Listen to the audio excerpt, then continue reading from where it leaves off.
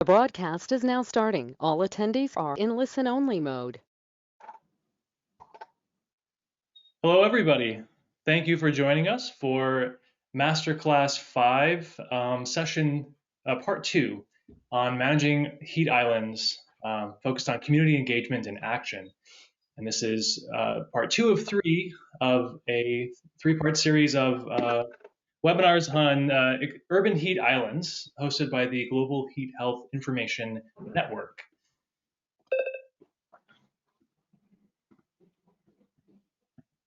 Let me quickly tell you a little bit more about GIN. GIN is a voluntary, independent, and member-driven forum of scientists, practitioners, and policymakers focused on improving capacity, and that's what we're here to do today, to protect populations from the avoidable health risks of extreme heat and our changing climate. The objectives of GIN are to improve awareness of the disaster that increasing extreme heat poses to human health, well-being, and productivity, to catalyze and sustain interdisciplinary partnerships and co-learning between research and practitioners, to synthesize and advance science and technology available for decision-making and risk reduction, to improve access to expert resources and opportunities for learning, exchange, and engagement, and to identify and promote action to address critical gaps in research, knowledge, and risk reduction. In today's talk, we're going to focus on community engagement and action.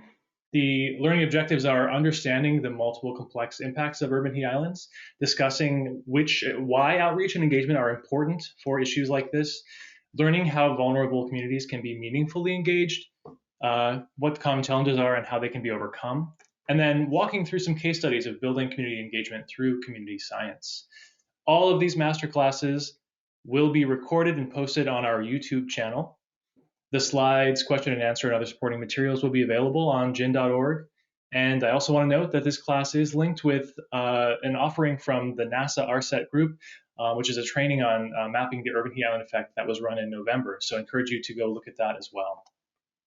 Today's speakers will be Jeremy Hoffman, the Chief Scientist from the Science Museum of Virginia, David Sittenfeld, the Manager of Forums and National Collaborations at the Museum of Science Boston, and Vivek Chandas, Principal of Kappa Strategies LLC.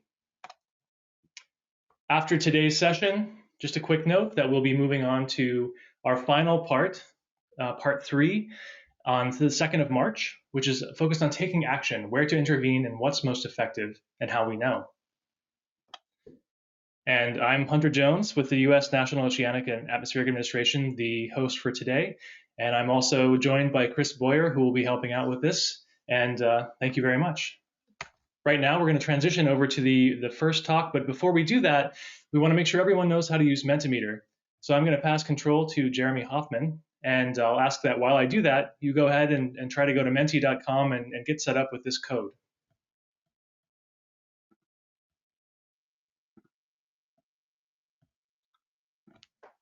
All right, great. Take it away, thanks. Yeah, thank you, Hunter. Let me see if we can get this, show this window. Yes, I can see it is working. Good morning or afternoon or evening, depending on what time zone you're in, everyone. We'll give you the opportunity to join us on menti.com. If you just put that into your browser or into your phone's internet browser, menti.com. You'll be prompted to enter a code, and the code for this morning or afternoon or evening is 728618-3. So we'll give, we have about 100 or so attendees. So when you get signed in, go ahead and give us a heart in the browser. We'll get started shortly.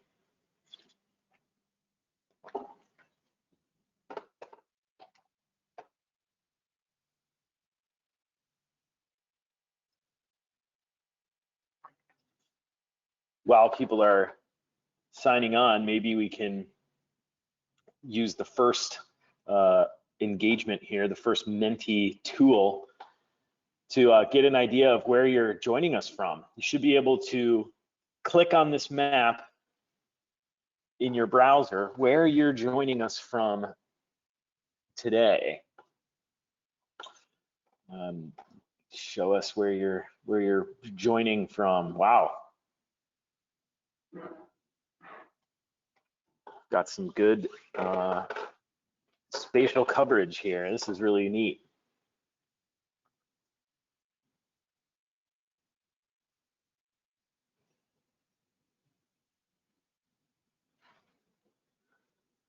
Go ahead and keep contributing. Let us know where you're joining in from.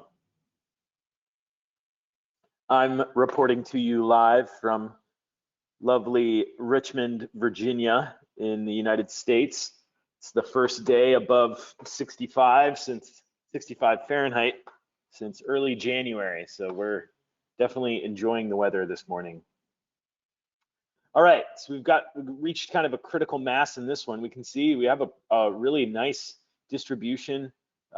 Thanks everyone for joining us this morning. We're really excited, afternoon or early morning or late afternoon, evening time. We're really thrilled to be sharing some of our experience and in building community engagement and empowerment around urban heat data. And we're excited to have this conversation with you. Classically, we have one person reporting live from what appears to be McMurdo Station in Antarctica. Continue to add in where you're coming to us from when you can, but we'll move on to the next question. In this example, you're going to provide 3 words that come to mind when you think of community engagement with urban heat data. What, in your own words, what do you think community engagement, how would you describe that to a colleague or to a member of your community? How would you describe community engagement in your own words? We'll start to see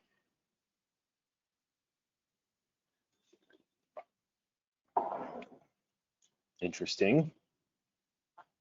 You can start to see some of the answers popping in. Community engagement. Listening, health, popping up as some of the more risk perception, education, participation, collaboration. This is great. Answer is really rolling in now.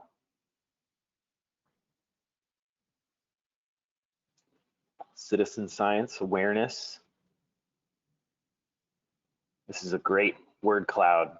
Education, collaboration, participation, kind of floating to the top here. Listening.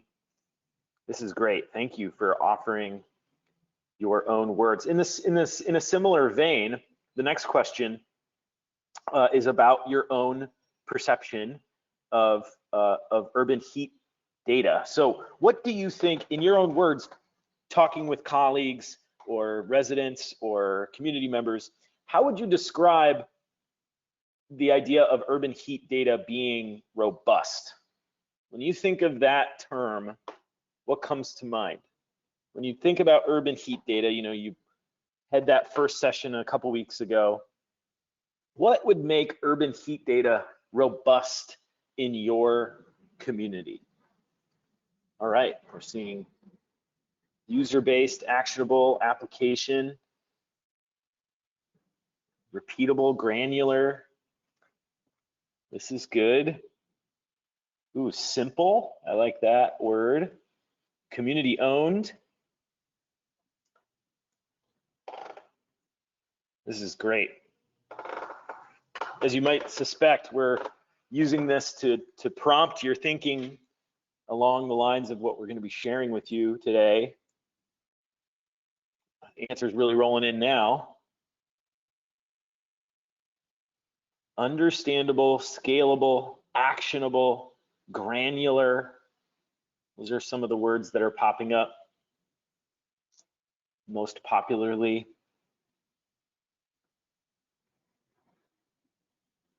I like some of the additional citizen science thing. Of course, I'm drawn into that. Reliable, understandable. This is great. And we can see some really smaller, individual answers take on, maybe your own experience, maybe your own background and interest in urban heat data. We'll get to some of that in our conversation later on, and then you'll hear from our colleague David on how to combine both this first question and second question into real high impact work. So we're really thrilled. Okay, so the next one, have you used a citizen or community science aspect of urban heat study or engagement? Have you used, in your estimation, have you used a citizen or community science technique or program for an urban heat study or engagement around the urban heat island effect? All right, we're starting to see a breakdown, like two-thirds of the participants glomming around no, but almost half, I guess. We're kind of switching around between about 2/3 and 1/2, or a third of the participants participating in the Mentee have used citizen or community science. We'll get into what that difference might be in that terminology in just a second. So thank you for sharing that. It's a good thing. We do have a couple people that are unsure. So hopefully we walk away from this conversation with a better understanding of what these sorts of techniques could be, or how they've been used in the past. So thank you for adding that in. It's one of the aspects that we think is going to be really important. All right, so this is an interesting question. How engaged do you perceive your community being on urban heat? Are they alarmed? Are they prairie dogs? The kind of waiting and caution, looking around, alarmed at every sort of way? Are they really focusing on this? Are they concerned? Busy beavers, meaning, are they at least aware and sure that it's an issue? Cautious cougars, maybe they're a little bit more cautious about approaching these data. The stubborn sloths are disengaged. They maybe are aware of the issue, but are maybe unable or unwilling to act.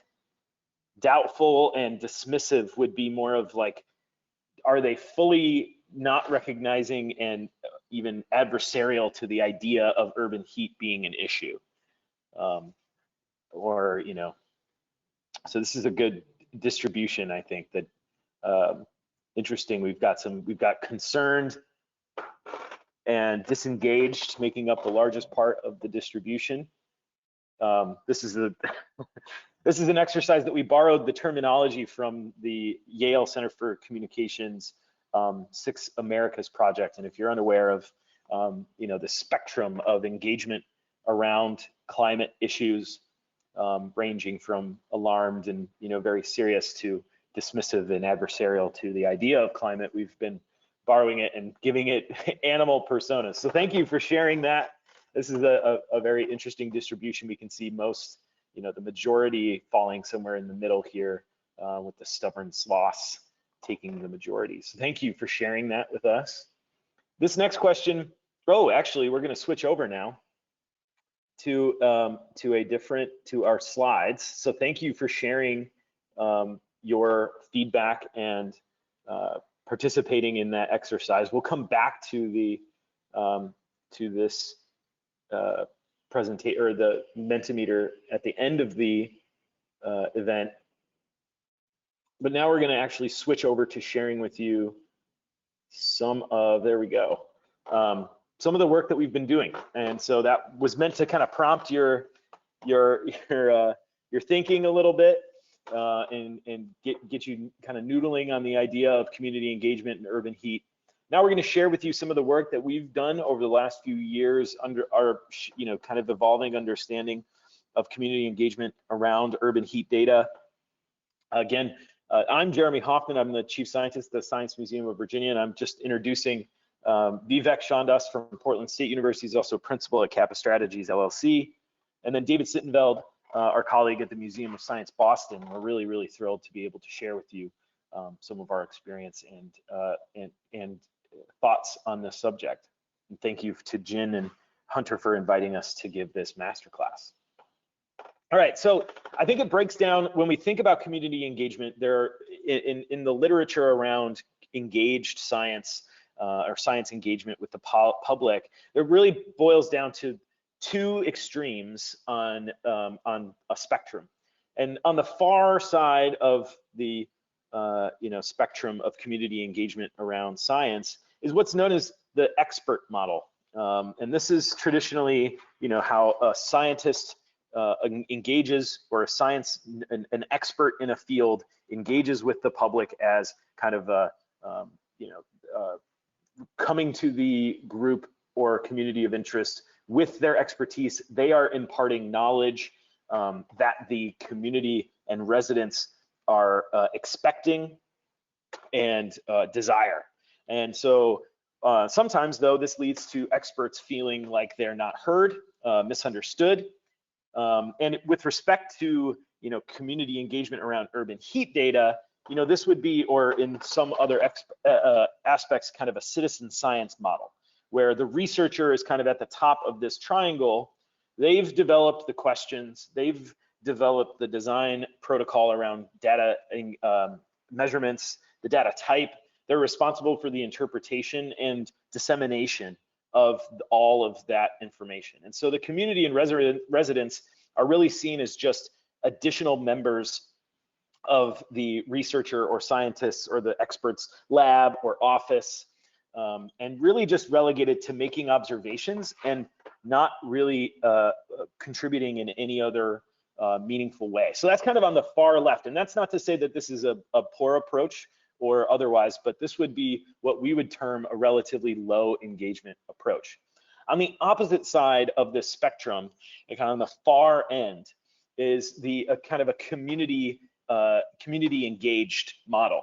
And this is where the researcher is seen as adding to the needs of the community through their expertise. But the community has kind of defined the problem, and they're participating in co-creation of goals, the protocols that are used, the methodology, where are we taking measurements, how are we taking measurements, but then also, this community engaged model a lot of times takes on a focus on achieving social justice outcomes, and has been used in large part to advance specifically environmental justice projects across the country and around the world. So this is, again, kind of a flipping of the far left side of this this community engagement model to the researcher really joining in as a member of the community and seeking to use their expertise to help the community with co-creation of the goals and protocols and dissemination and next steps. So that's kind of how we're approaching this idea of community engagement around urban heat and in other sciences. And so just to draw your attention one more time to kind of the expert model. The expert model, when you think of projects, the key aspects are, the science is the central outcome. That's the main desire, is that we are creating scientific information. And volunteers are just kind of additional non-expert lab or office or group members. And the volunteers or participants are not included in the development of the science question. So, traditionally, the citizen science projects are, one of the main representations of this, where, participants are seen as a kind of middle step. On the other hand, the community side, the community engaged projects actually start with the community arriving at the issue. And so the participants are the central and most important aspect. And some of the projects that are coming out of the AGU's Thriving Earth Exchange, as well as the ASTC and the AMS Community Science Initiative, are kind of following that level. And so it's really place-based, at the scale of neighborhoods or cities. It honors like the local experience and lived experience of the participants and members of the project. And it's like researchers are seen as the extension of the community's needs. So a researcher is not the centered, and the science is not the centered outcome for that community. A lot of the times, as I mentioned, this is focused on justice, community improvement, and empowerment, and improving governance in some ways. And so just a quick example of one of those, one of each of those, is that kind of the most famous one. You might have even participated this in your own time. I regularly send in observations to eBird. It's been around for a long time, and it's an app-based citizen science project where participants can make observations of various species in their local environment, and that is then added to a large database. And scientists external to that project can then leverage those data directly in multiple studies. There were dozens of studies published using eBird data in 2020 alone. There's like hundreds of publications. And so this is extremely popular, but it does underscore that it's a low bar to engagement. I don't have any say in where the questions go or what the researchers are doing, but I'm still having fun and I'm still engaged in some way with the outcomes of this scientific project. On the flip side, let's look at kind of the really localized, place-based kind of project that would be more of a community engaged project. This would be the collaboration I've just linked here. The Thriving Earth Exchange has funded a study, community science study in Chicago and a couple small townships in Chicago between Ixchel and the American Geophysical Union. And so this collaboration arose when frequent flooding, both rainfall induced and otherwise, would kind of create these sewage and stormwater backups into houses and basements in Cicero and Berwyn, which are again individual townships within the Chicagoland area. And so Ixchel is this grassroots organization that brought this issue, this community-defined problem, to the community science program at AGU, who then connected this group to Dr. Joseph Schulenberg at the University of Chicago, who is then helping them understand what are the drivers of these problems that they've identified, and how can then they use that information to empower residents and ensure access to equitable environmental justice steps and interventions. So thinking how this differs is this is a community that came together, organized around this issue, and then are seeking the expertise of a researcher to join into their understanding and co-create the outcomes. And so wrapping this idea of community engagement up in this part of the presentation, I just like to think of it as, there's this really a spectrum. And at the far end, like kind of low, and not meaning disengaging or disenfranchising or anything like that. It's just like a low level of engagement in the sense of how are the community members being included in the goal setting and achievement of those goals, versus a high level of engagement being kind of that really highly involved and part of that process from the very beginning. So you can think of what we're defining here today as the level of engagement along a spectrum from kind of this traditionally expert model, scientist defined, and science centered, to high level of engagement around community engaged models, where the community is the one kind of setting a lot of what the goals and methodologies are, and then becoming part of achieving that. So that's the part of the presentation where we're kind of trying to seek to define community engagement along a qualitative spectrum here, from relatively low to relatively high. At this point, I'm going to switch over to describing then another aspect of this, which is the urban heat data itself. And this is where Dr. Vivek Chandas takes over. So Vivek, would you like to continue? Thank you. Yes, please. Thank you, Jeremy, for setting that up. Delighted to be with you today, and kind of framing it up around community engagement really lends itself to the other component of this webinar that focuses on the ways in which we've been able to collect heat data. And for the purposes of this discussion, I really want to focus on just these three that we know of and have some experience with.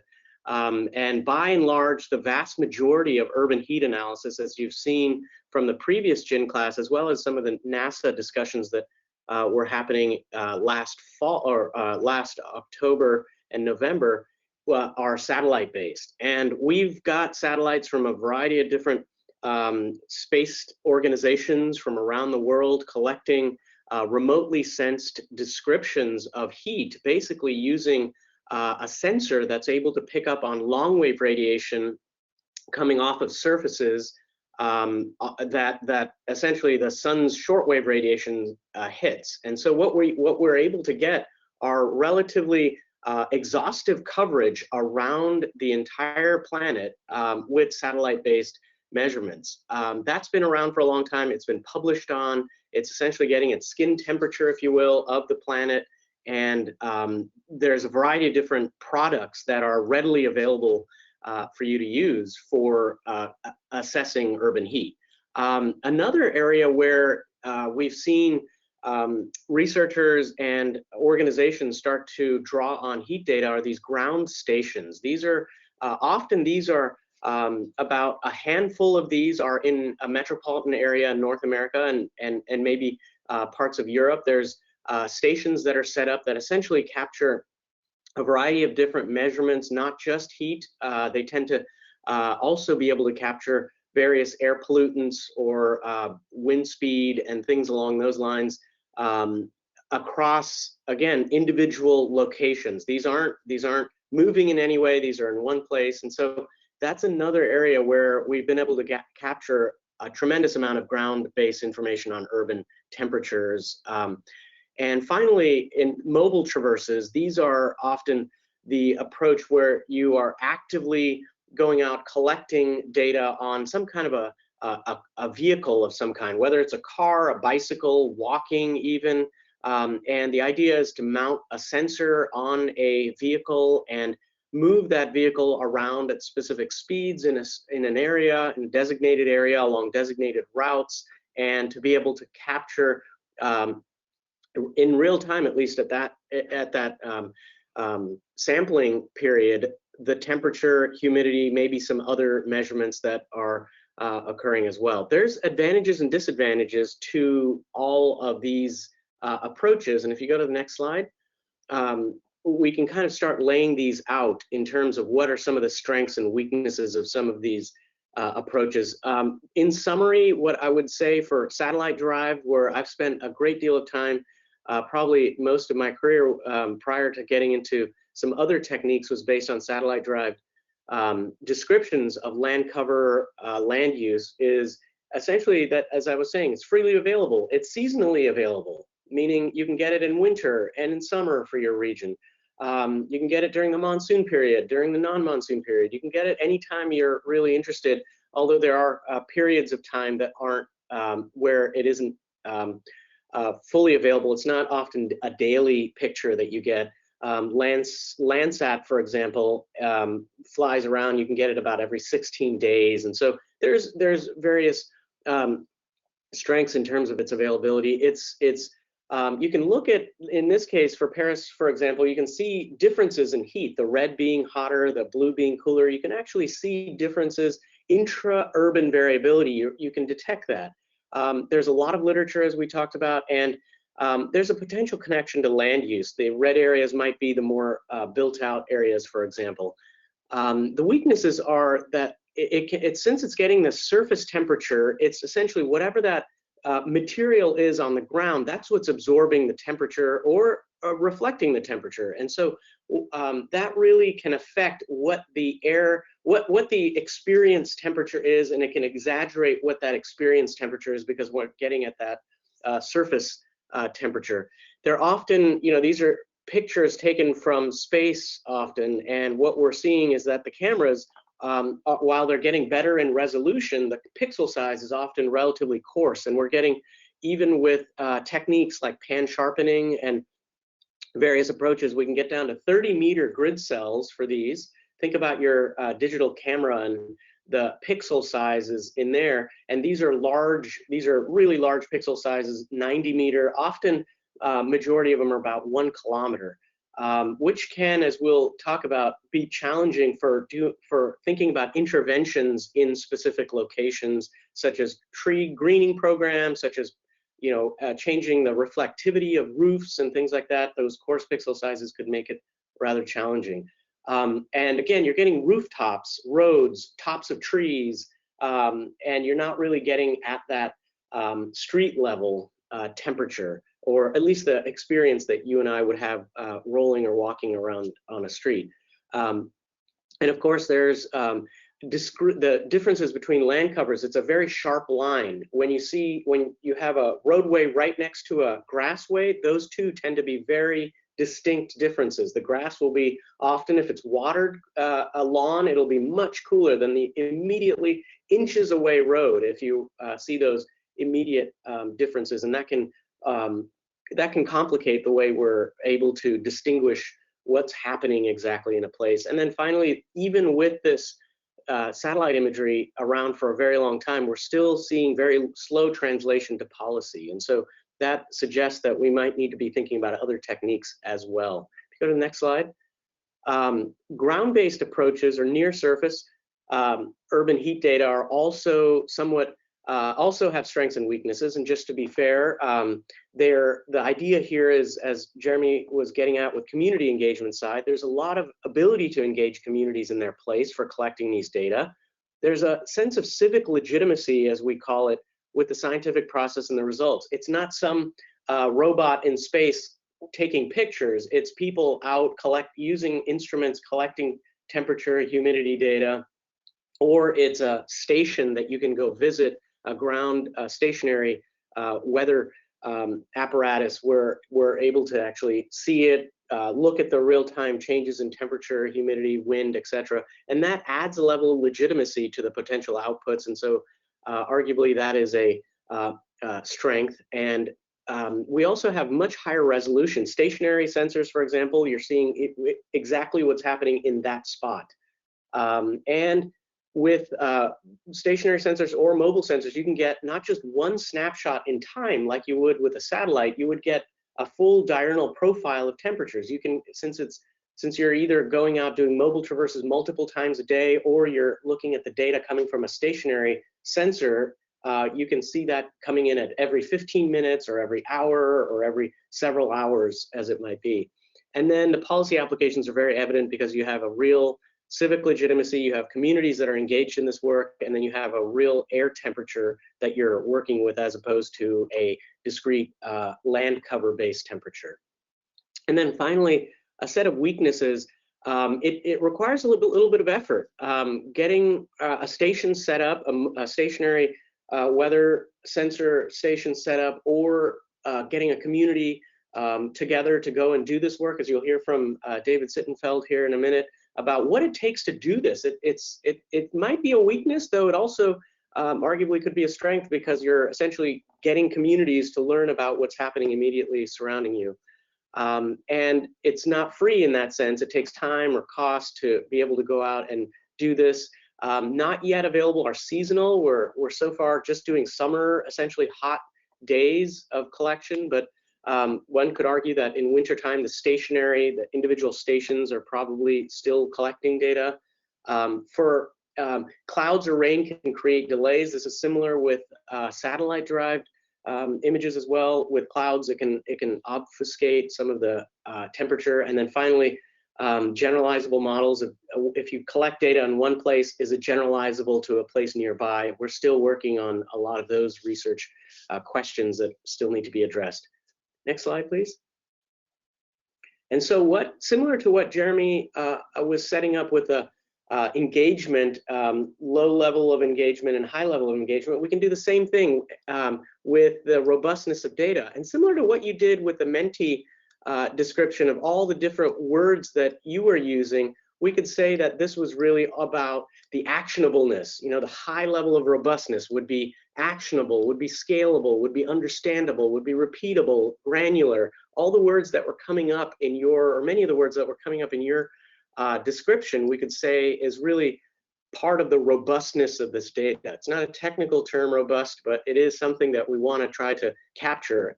If we go to the next slide, this can be put in a spectrum where you have level of engagement, and this is essentially a framework that we're using to kind of think about how to engage urban heat, how to engage communities in urban heat.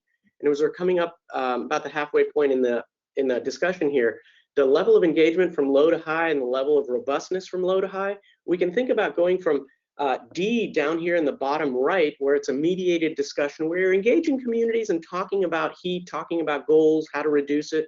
We can move over to this C, where it might be a discussion, but there may be some confrontation, or there may be challenges with being able to identify what the improvements are, or where to deploy the improvements. And so that may be a low level of engagement, low level of data. It might be just very confrontational and unable.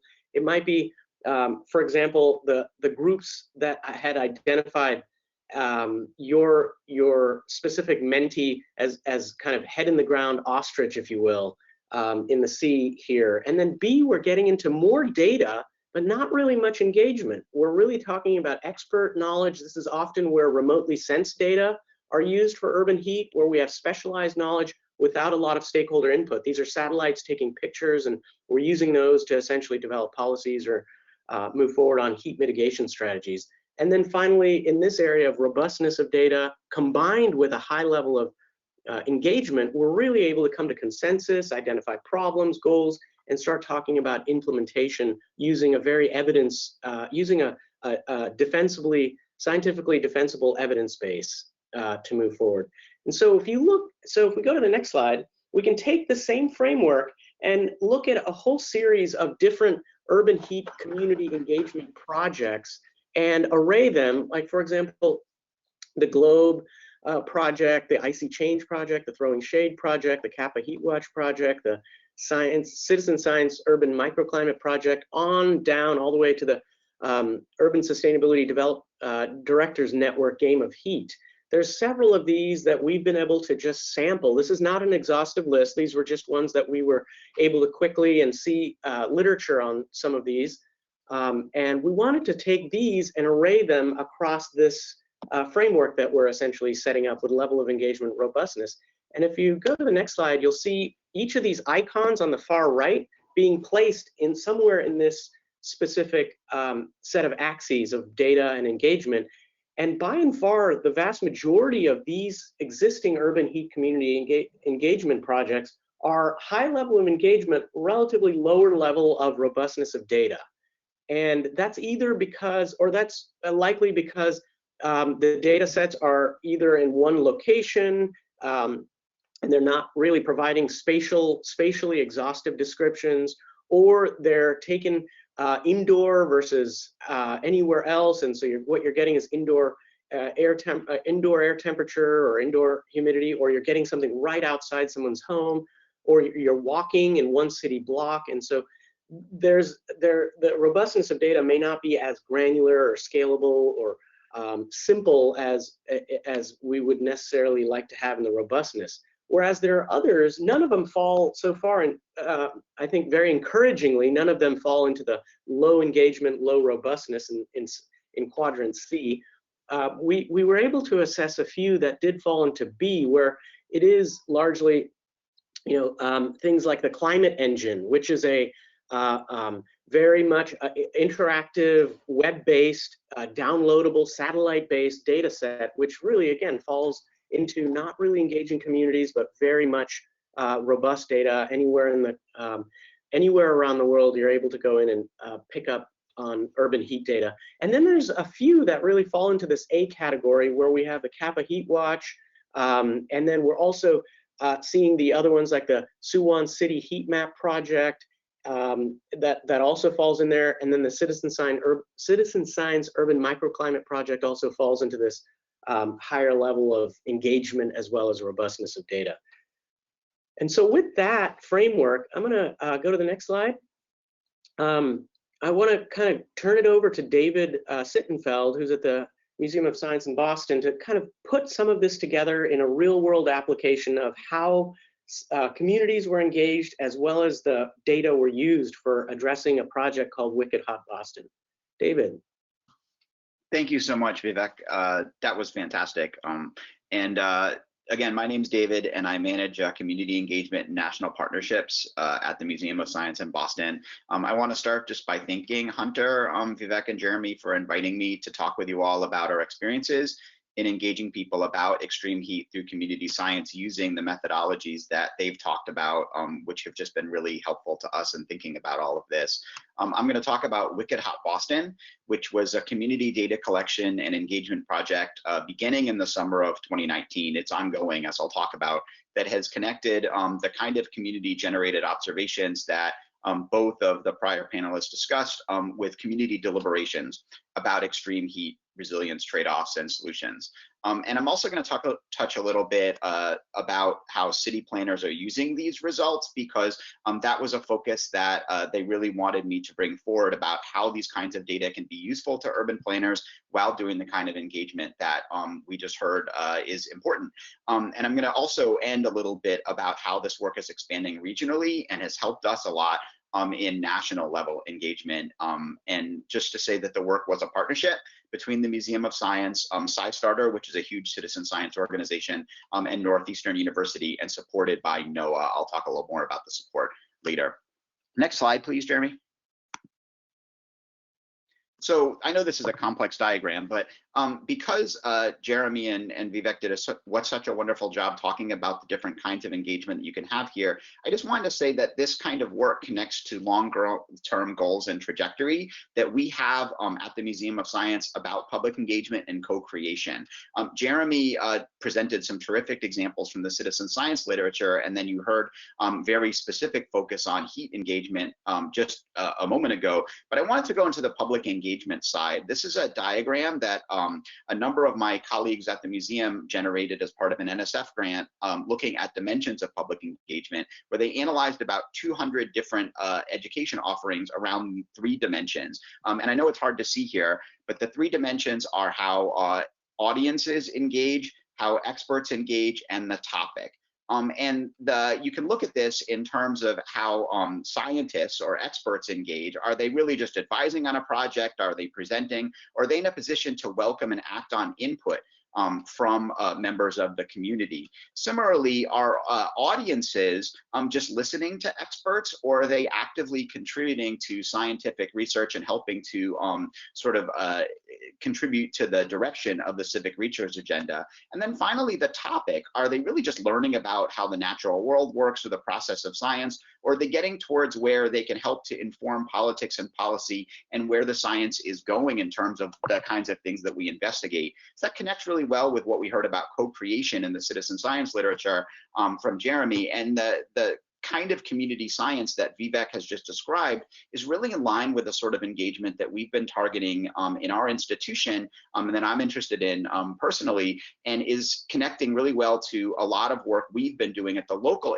level around environmental issues to leverage local knowledge and give people a voice in considering and recommending solutions. We call this science to civics, and we've done it around urban heat island mapping in the past, but not with the kind of robust data that you just heard about. And I'll come back a little bit to this idea of science to civics a bit later. Next slide, please, Jeremy. So as you've heard, we were extremely lucky to be able to partner with the NOAA Climate Program Office, with Dr. Chandas and his colleagues from Kappa Strategies, and with Dr. Hoffman to conduct our Wicked Hot Boston campaign starting in the summer of 2019. It was actually supported by 2 areas of NOAA, the Climate Program Office and also the Education Office, thanks to an environmental literacy grant that we're part of, and I'll mention a few minutes later. So the Museum of Science and researchers at the Helmuth Lab at Northeastern University, where I have an affiliation, worked closely with our municipal planners in 3 municipalities, Boston, Cambridge, and Brookline here in Boston, where I am, to divide the 3 communities into 10 mapping routes, as you've heard about a little earlier. And the teams are made up of at least 1 driver and 1 navigator, and they drove together during hour-long mapping periods. So we had 50 of these community scientists who participated in the urban heat island mapping, and they drove their assigned routes throughout the day, once at 6 a.m., once at 3 p.m. and once at 7 p.m. So a lot of logistics necessary, and as you've heard about, weather can matter, but we were able to have a fantastic data collection thanks largely to the support of the people who you've just heard from. Next slide, please.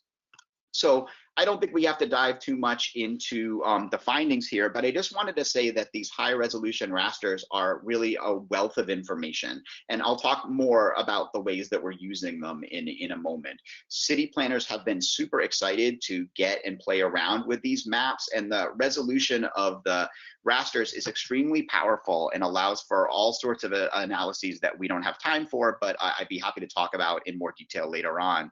And on the left of the screen, you can see the data from the 10 transects driven by the community scientists at 3 p.m. One of the things that Jeremy's really good at is using these data right away, because before any of the geospatial modeling, you can show these to people pretty quickly as long as you've got the chops to be able to pull them and put them in ArcMap. And so just being able to show them that they created something and high-level findings are really helpful. But the map on the right shows the high-resolution model of air temperature after all this complex modeling that Vivek just talked about based on land use, land cover, and other parameters is done, shows you then this distribution for the entire region at that time, which is really powerful for people to then come back and say, oh, you created this with this, and be able to talk to them. In our case, the maximum heat was 102 degrees Fahrenheit in the Dorchester neighborhood near the Ashmont Public Transit Station, with a heat index modeled of 108 degrees Fahrenheit when humidity was included. And so we were able to show people that there were these huge temperature differences in the overall study region of up to 15 degrees Fahrenheit between the warmest and coolest areas during the day. And we were able to compare that with, official reporting. So the temperature recorded at Logan Airport was 92 degrees Fahrenheit at that same time. Can you click forward just for 1 second, Jeremy? So what you see here is a hotspot of that, a close-up of that hotspot in Ashmont, and we were able to take the data and pull it into Google Earth. So the point here is that this is incredibly high resolution. You can zoom down, to like 10 by 10 and really show these, microclimates and these differences in interactive ways. So zoomable maps have been very powerful for us, and so this is part of a zoomable map that we can link to in the chat later on if you want to look at it. Next slide, please, Jeremy. So just really quickly thinking about the characteristics associated with these hottest places, that is that hottest location in Ashmont through a Google Map grab that I made. And we found that highways, unshaded areas, lack of green space, and being further away from water are associated with higher modeled temperatures. Now, of course, that's something that you probably all would have known anyway, but being able to zoom in and then cross-correlate with things like Google Earth can really have an opportunity to take a look and investigate questions of urban form and urban planning. This picture on the right-hand side is pulled from Google Earth from where you saw that, but of course it's much better to be able to tap into community members themselves to leverage their local experiences and their local knowledge based on everything we've just heard from the prior speakers. So what do we do about that? Next slide, please. We were able to leverage a partnership with IC Change, which you heard Dr. Chandas mention just a couple of minutes ago. It's a platform that allows participants to document the impact of climate hazards on their communities. So we worked with the IC Change team to implement a Boston community-specific investigation about extreme heat for our project to accompany the heat mapping. And so what participants do is they submit observations that are synced with current and past weather to explore trends and differences in climate over time. And what was great about this is that while we had a lot of people that used IC Change while they were going on their routes or to prepare for it, to take pictures, we also were allowed, were able to engage about 100 other people in making observations of extreme heat in their communities during the heat wave events while the mapping was going on. And you can see a few illustrative posts from the summer. One of the folks that have the picture on the right is Nancy Smith from the Boston Public Health Commission, who helped us do a lot of the civic work of getting people out there to do the mapping and to share the outcomes. And she was one of the community volunteers, and she took one of these pictures. And you can see that there's kind of a mix of qualitative data of people's attitudes, values, and feelings about extreme heat, but this also can suggest areas that are candidates for further investigation or repeated areas based on what it could do. I also think this could identify confounders in other kinds of investigations, and we can talk about that a little bit later on. So this sort of lets people have a more distributed way of contributing their local knowledge that they know about their community to augment and provide qualitative input to the sort of spatial knowledge that we get through these modeled raster fields. Next slide, please. So I want to transition now to what we did with these data and how they're being used by others. First, we presented the data at deliberative events, including this picture that you see here, which was a forum called Wicked Hot Boston. And what happened in this event is that we invited everyone who contributed data to through IC Change or through the heat mapping, as well as members of the general public, to come and sit down and see visualizations of the data that had been created with civic and community partner organizations. So participants made recommendations for how to keep community cooler and how to make and about social equity in light of what they'd found using these sort of scenarios that we had that include the trade-offs of various resilience strategies and thinking about other communities and what they've done around the world to mitigate extreme heat effects. If you look really carefully, you might be able to see Jeremy in the photo at the bottom. And I'll get back to this later, but I'll just say that we've created these deliberations around extreme heat in a structured way that anybody can use, and I'll show you how you can use them later to connect these deliberations about what a community can do and learning about potential resilience strategies to the hyperlocal vulnerabilities that are assessed so well through this mapping. Next slide, please. But we also worked really hard to make sure that the data were presented to decision makers. We worked hard to make sure the public heard about it, and I'll talk a little more about that too, but we wanted to make sure that decision makers, both civic decision makers and community ones, had these data to be able to work with. So we were fortunate to be able to present the results with the Mayor's Metro Task Force, which includes resiliency planners from around our region, and the outcomes were also included in the recent update to Climate Ready Boston's adaptation report. And the municipalities also really helped us to highlight these data to the media. Next slide, please. So we heard a lot from our community partners about connecting to social determinants of health and disproportionate impacts on neighborhoods that are home to socially vulnerable populations. It turns out that a lot of these hottest areas, unsurprisingly, are homes to high proportions of people of color or low-income populations. And so we spent a lot of time doing spatial correlations, such as the side-by-side comparison you see here, where we took the heat vulnerabilities and put them side by side with the social vulnerability index from the Climate Ready Boston report that was created by Dr. Atiya Martin. And this sort of created more interest in exploring the social nature of these heat islands and the impacts of historic redlining. Next slide, please. I won't go into it too much because the people on my fellow panelists have more knowledge than I do, but Jeremy and Vivek and other co-authors published this high-profile national study last year in the Journal of Climate that compared redlining data with heat in 108 cities based on the Landsat temperature data that got so much attention. And this made us want to dive into the findings using these near surface air temperatures that we've been able to collect through the Wicked Hot Boston. And so we worked with Jeremy to try to dive into how these methods square with the ambient temperature models.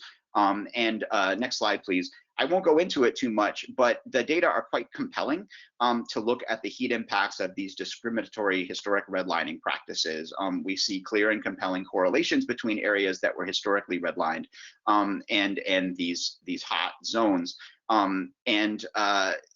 Well, I'll just say that there was a 1.9 degree difference Fahrenheit for air temperature between the areas that were rated good as desirable or a declining or hazardous. And this has been very compelling for civic and community partners.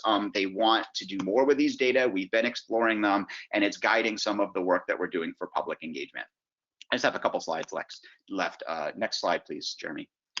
The data were also recently referenced in a report that was commissioned by the City of Boston's Park and Recs Department and analyzed by the University of Vermont Spatial Analysis Lab. And they found statistically significant spatial correlations between Boston's tree canopy and a spatial variable that they called greenness and ambient air temperature. So this is an example of where we didn't do the research, the analysis. We helped work with them to give them the data and consulted them a little bit to create this product that is being used in urban planning by the Parks and Rec Department. And there are other examples in Boston and Brookline and Cambridge that I could have given here. Next slide, please. So I want to move now to what we're doing to engage the public around these data sets. We've worked in any number of ways to do that through programs and art and all sorts of things, and we have efforts ongoing on that in a number of ways. I want to highlight something that doesn't exist yet, which is that the data are going to be forthcoming in a forthcoming museum exhibit at the Museum of Science. What will happen is that different clipped sections from the large regional raster will be shown to visitors, and they'll have to guess based on a satellite image without the heat data on it, which areas they think might be hotter or cooler and why. And then they get a chance to see whether their guess is right, what the data showed based on this spatial model. And this allows us to do a few things. First of all, it allows us to have them think a little bit about their conceptions about why places are hot and what it means both for social systems and for natural systems. This exhibit is ostensibly sort of the theme of it is about wildlife and climate change, but it allows us to connect to ideas about urban planning and climate justice, sort of connecting ecology to urban morphology and justice issues. And so we're really excited to see this. And so for each one of the little clipped areas that you see, I sort of created there, I just made those myself, there are cool examples of where within a stone's throw of each other, there are areas that are much hotter than other places, and visitors can think a little bit both about why that is and about potential mitigation strategies. Next slide, please. So just to get to the scaling and back to what we started with, we're really excited that we get to continue this work. We've recently received a new grant from the state of Massachusetts to work with the Mystic River Watershed Association, the Area Planning Council, and the 21 municipalities of the Mystic River Collaborative to bring this mapping to these communities along the Mystic River and add air quality assessment. And this will specifically be used to help identify opportunities for making change through changes to land use in these communities. So we're really excited about where this work is going to take us going forward and learning from everything that you heard my co-panelists talk about earlier. Next slide. And in addition to the regional expansion, this work is part of a national project funded by NOAA that's happening at 28 science centers that will connect the kind of community science activities that we've talked about with participatory resilience planning. And again, we call this the science to civics process. And extreme heat is part of that work. And so these museums are working with civic community, other kinds of partners to do the kind of collaborative agenda setting, decision making, co-creation, and then community deliberation around these climate hazards. Next slide, please. So in these communities, each group will go through what Jeremy talked about, thinking about what the right kind of data are to collect, how to collect them, how to visualize them, and how to connect them to urban planning issues. And all of the materials from this project are available for free and anyone to access. So in this year, there are 22 sites that have been selected to participate, and you can see them on the map, and several of them are extreme heat sites. So maybe some of you will be able to participate in these projects as experts who they can tap into to bring together this kind of deliberation and also to advise on data collection.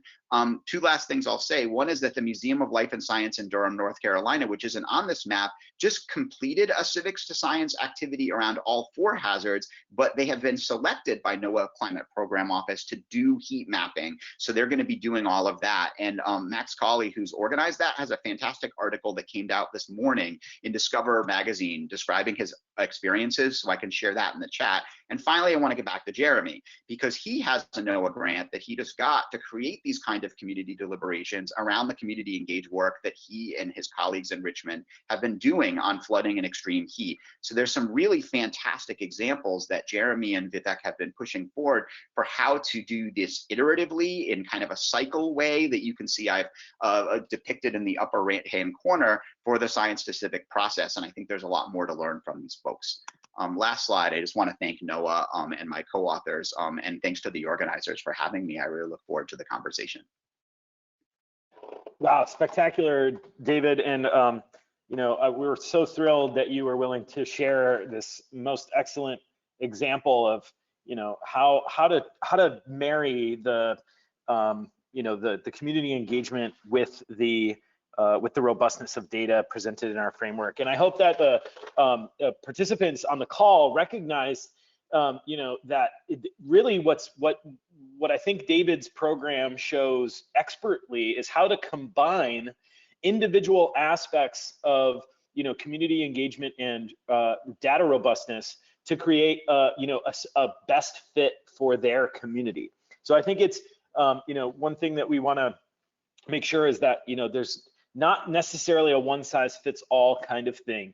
And depending on what animal you chose at the beginning of this presentation and the level of engagement or concern that your residents and community has will help determine what kind of program you might be able to you know, dream up in your locality. And so with that, I think what we're going to do is switch over to, we have about, you know, 25 or so minutes remaining. And so we're going to switch over to kind of a question. We're going to re-get you on the Mentimeter. So let me make sure that I can get this back on. What is this? Yeah, let me make sure I can get this going on. I'm going to stop showing this screen really fast. And so if you still have your Mentimeter ready to go, why don't we switch back over to that. I'm gonna click present here. And now, so switch back over to, and we're gonna have you dream up some potential partner organizations. Given what we've learned from the community engagement side, you know, this kind of expert model to the community engaged model, and Vivek's comments on, you know, kind of that, and you reinforced in the beginning of this presentation, is that level of robustness, you know, scalability, repeatability, granularity, all of those sorts of features. What are some potential partner organizations that can help you achieve that deepened level of community engagement? You know, you can really dream big here. There's no wrong answer, and certainly we can use some of this in discussion following up when we get to the question and answer side. This is good. We're seeing some master naturalists. We see, yeah, the community health workers, taxi companies. So that's interesting. The idea of placing temperature. One recent project that I heard about was in Kansas City, and they put the temperature sensor on their rail car that just kind of goes back and forth. So yeah, public transportation. MIT has done this in Singapore a lot, putting sensors on taxis.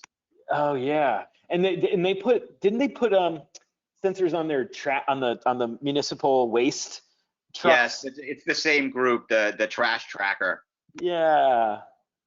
So really, you can enter as many times as you like. You know, dream widely. I see some HOAs, homeowners associations. That's a unique way to engage around then having their buy-in for, you know, interventions potentially, which you'll learn about next week or in a couple weeks in the last session. Urban farming network. That's a really good. Community gardens and green space advocates are, you know, a large representation in at least some of the campaigns that I've participated in. Ooh, Uber, yeah, it's like the Girl Scouts. Great. Thank you for putting those sorts of ideas. You can certainly add as you'd like. You know, continue to write these down and think about what are some untraditional organizations that we might be engaging with to achieve that really deep level of community buy-in and that civic legitimacy behind these sorts of programs. Move on to the next question. you know, what then from our you know, colleague David and explanation around community engagement, what are some characteristics that you would share with others as metrics for strong community engagement? How might you think about, you know, in your own locality, what's going to define a strong community engagement?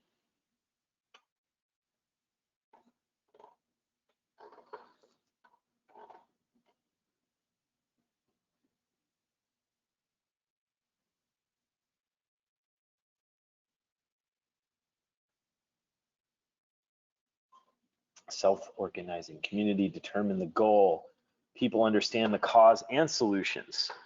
Yeah, so something there about evaluation of educational outcomes, self-organizing, broad participation that might you know, hearken to metrics of number of people engaged. Stakeholder leadership and partners fosters collaborative success. That might be the number of new partnerships. Yep, so there's some demographic and geographic information about participants. Transparent communication, that's interesting, that the idea of pros and cons of the data. Societal impact, community needs it first. So like maybe some sort of engagement with your community before you even embark on this, you know, a listening sessions, and, you know, orienting your goals around the needs and desires of nonprofits, level of volunteer participation, involvement of middle schools and high schools. Price to pay for not reducing urban heat. Interesting. That's a, you know, again, maybe an educational outcome and or a research outcome that might be really important for the community engagement, kind of seeing what people might see as a loss. Training, consistency, long-term engagement. Oh yeah, the kind of maybe new partnerships, but then how long, how many follow-up grants were awarded, how many, you know, new projects are developed out of your initial collaboration. That's certainly some characteristics of strong community engagement around urban heat. Thank you for putting these ideas forward and sharing your input. We'll come back to this when we kind of open the discussion after we get through answering any of your questions. And so this, you know, at this point, I'd like to invite my co-panelists, you know, to unmute, and we can kind of have a discussion around any questions that you might have about what we've shared so far. And then we'd like to really open the conversation to, you know, stuff in the chat, maybe eliciting some additional feedback, or anything that might be sticky in your head about what we've shared with you today. Feel free to put in any questions that you might have.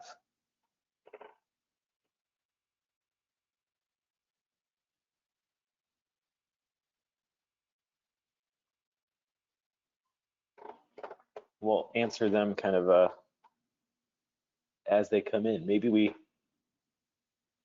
I can imagine all of you using a not thinking deeply. Okay, so let's see here. Once citizens have been involved in collecting data, what do you think is the next step for them engagement-wise? David, I'm curious if you want to share some of your thinking around this.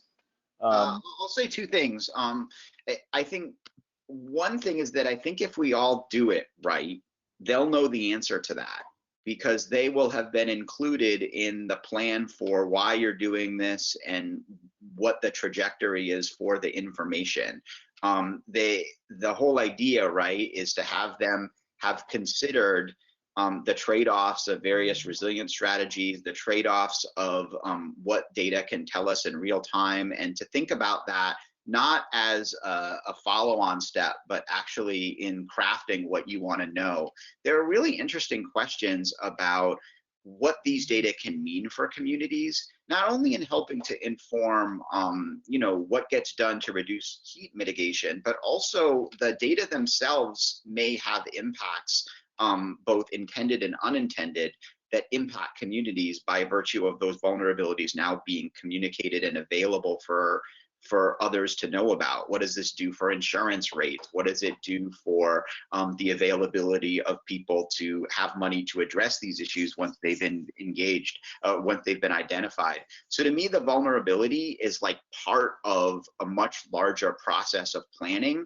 And the hope is that you've had community members sort of as advisors to help consider what to do about that.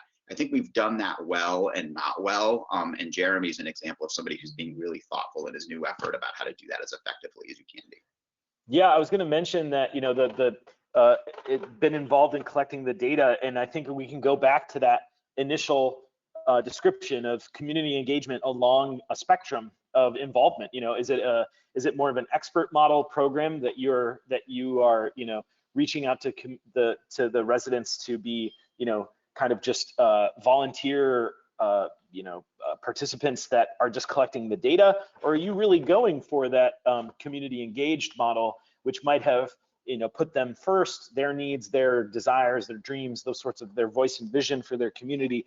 Those are the sorts of things that, you know, based on your program and how you want to go about it, which again, you know, some of the aspects of what Vivek described as it's really a relatively low barrier for getting things like the satellite-based data, and then, you know, using those satellite-based data, you can have a very deep engagement. But that's not necessarily the citizen then going in and collecting the data themselves. So again, each program is going to be different. Some also that I've heard is like you can do a advocacy training. There was a really neat community science program out of Charlotte, North Carolina, the Clean Air Carolina folks, that then actually did, once residents were engaged in the community science aspects of the project, and then we were given the opportunity to participate in advocacy training, so learning how to talk to policymakers. And so a lot of the times, you know, it does come back to, you know, what do you and your group and your team, the community that you're engaging, you know, want to come next as well. So thank you for that question. It's a very important one to ask as we start to. And then, yeah, Vivek, did you like to add?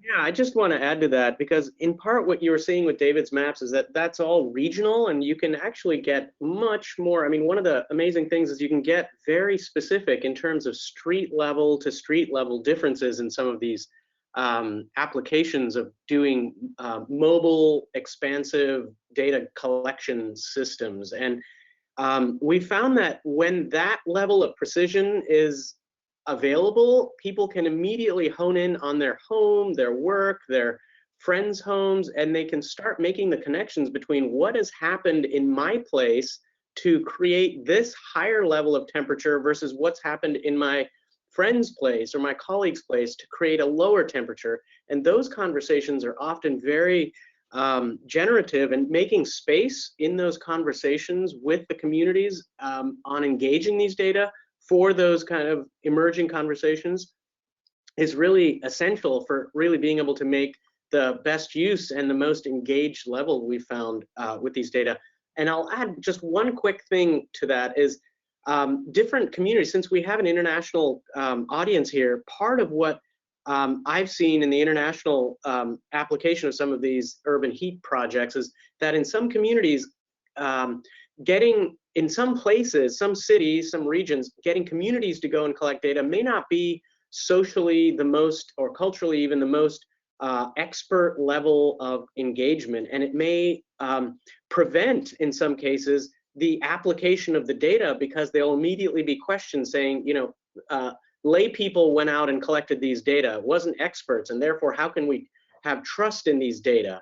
And that is an issue, I think, that really may be the first barrier to address prior to going out and conducting one of these big campaigns where you're engaging communities and things like that. So there might be some socializing of urban heat, of community involvement, and recognizing that getting communities involved can actually get you a vast, larger amount of data. And if you have a very systematic process for collecting it and analyzing it and representing it, one can really find a scientifically defensible approach to represent the data, even in places where communities or decision makers may be reticent to involve the community in such campaigns.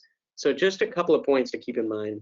Yeah, that's a really good point, Vivek. I think acknowledging that the cultural differences, around collecting data and interpreting data, that's a really important thing to consider. So I appreciate you adding that into the conversation here. So I think we can get the question answered there. So the most common and upvoted question right now is any experiences with community participation events during COVID-19? And I certainly, why don't we bring it back to you, Vivek, if you could explain the kinds of levels of, work that you had to do to prepare, I think what you did 10 cities doing these heat mapping projects during the COVID summer. Would you want to share some of your experience with that?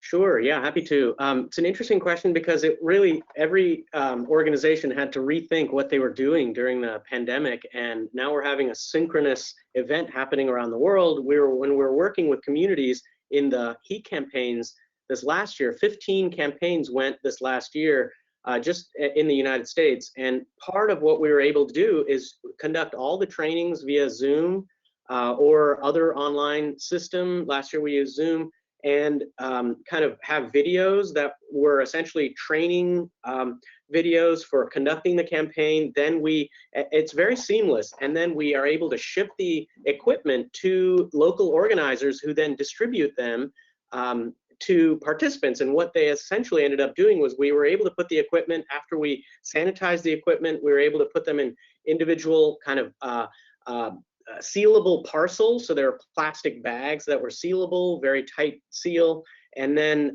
they were put in boxes with sanitizer, and we essentially shipped the boxes out. And the organizers found very clever ways of distributing the equipment. Some would go and drive them and distribute them to households or to participants' places individually where they knew the communities. Others would have a central location where communities would come and or individual volunteers would come and pick up the equipment and go back and have a process for coming back and giving the equipment back to returning the equipment to the same location.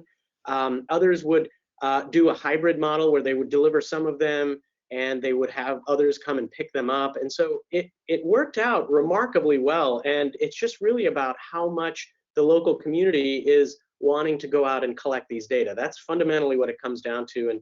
And if you have just one passionate person who is wanting to generate a massive amount of data, like in the case of David and his team you heard today, it can go really far. And so the pandemic really didn't slow down any of these efforts, because after all, the climate is continuing to change regardless of the pandemic. Yeah, thank you, Vivek. It's really helpful from the Science Museum's side, and I certainly don't want to speak for David, but the transition to kind of online participation, we've relied heavily on our partnership organizations, and so developing those really trustful relationships with our community organizations and nonprofits actually has helped us continue to engage with community even during COVID-19. So both the data collection in the sense of preparing these technologies for distribution in a safe manner, but then also through that deep community involvement, we've been able to maintain ongoing connection with community members through the community organizations that we've developed relationships to serve them. So it's I think it's a great question, and it's predicated on both preparedness and being able to be agile in your tech and the methodology, but then also relying on those strong community partnerships to maintain that kind of connection is really important. In the interest of time, why don't we move on to another question and see what comes up to the top. What are some strategies that you've used to communicate results back to participants? What have communities done with this information? I guess I'd love to invite David because I think you shared some of those strategies with us. Have you thought or been able to evaluate what has been the most helpful way to communicate the results back to the participants? I'll say two things, and then I hope you'll chime in, Jeremy, because a lot of it is inspired by stuff you have done personally. We have found that getting the media on board is really powerful, because there's sort of the story of what the data say, but there's also the story of having the community help think about where to measure, and you can have somebody ride around in the car or talk to people who are involved, and that sort of personal nature of people who have helped to do this has been really powerful, and I think allows for sustained engagement, and also gives recognition of the contribution of the public to this, which is really nice and connects with a lot of the stuff that you talked about. There is a really interesting, I think, opportunity for connecting with local meteorologists, and we've been able to have a few highlight the research on the news, or in a couple of cases do that. And I know you've done that as well, right, Jeremy? Yeah, that's been one of the fact that people, sometimes the only scientist that regularly people will engage with in their day-to-day is the local meteorologist, and usually they're interested in this at a scientific level, as well as through that public communication of risk and risk perception. So developing that relationship with a kind of the they're like a local celebrity, right? So including them in the idea from the beginning. We had John Boyer, our local meteorologist, at the Richmond Times-Dispatch, and you're right, we had went out with a film crew in the car, and I think Civics had that happen several times. We had so the media is an extremely great way to broaden the communication beyond your direct participants and more out into dissemination into the broader public more generally. Vivek, do you have any insight? I know you've done so many of these campaigns now. Has some sort of communication tactic kind of really floated to the top, as it were? I agree with the media playing an important role. Just one quick other point is, the idea of engagement early and often is something that comes up regularly, and it really is about creating a communication platform and a communication plan with the core organizers, and a portion of that is a component that has to do with media. Another component is kind of who will be the go-to for all the volunteers participating, and is there a frequently asked questions kind of opportunity that comes up. Other aspects is partnerships, who's going to be partnering with other either city entities or nonprofits or all the other groups that you had identified in an earlier question. So coming up with a communication communication plan, I mean, it's just in the sense of, major opportunities to get the word out, because the more this gets socialized, the more it gets applied. And we've seen a direct correlation between that. You could even call it, instead of robustness of data, robustness of communication, and the likelihood of it really being able to make a difference at the local level. That's great. Thank you for sharing that. So hopefully that was why don't we get one more question in, if their driving speed. Oh, this is a very technical question. Vivek, the mobile measurement, what's the driving speed and their impact on the temperature measurements? Yeah, so generally what we're doing is we have these and there's colleagues of mine that are far more informed about the specifics of this that I would point to, like Joey Williams on the call here. And part of the what we're trying to do is drive at a pace that's between about anywhere from 15 kilometers an hour, about 10 miles or 8 to 10 miles an hour, to about 35 miles an hour, or about 50 kilometers an hour. I'm doing that in my head, that translation, but that is essentially what we're doing to get the driving speed. But we're actually working on some new sensors as we speak to be able to, it doesn't matter how fast we drive, because there's a built-in fan into the sampling, so you can actually walk, bike, or drive, and the amount of air moving through a chamber actually is essentially the same that's being sampled.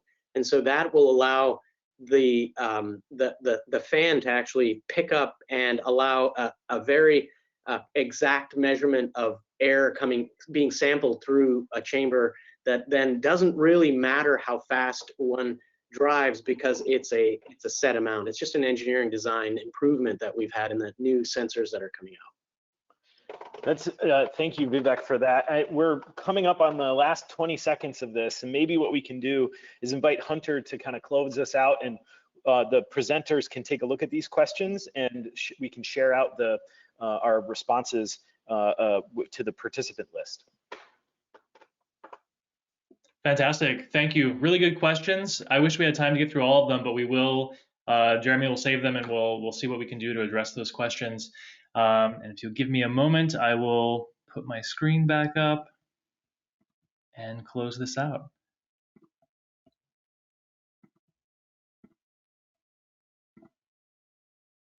Okay, just a reminder that we do have one more part 3, taking action, where to intervene and what's most effective and how we know, on 2 March 2021. So you can register for that in the same place that you registered for this. You can go to gin.org and find that registration.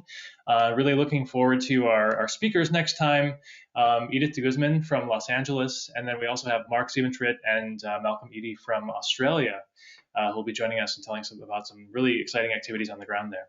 So once again, thank you everyone for joining, and we look forward to seeing you again soon.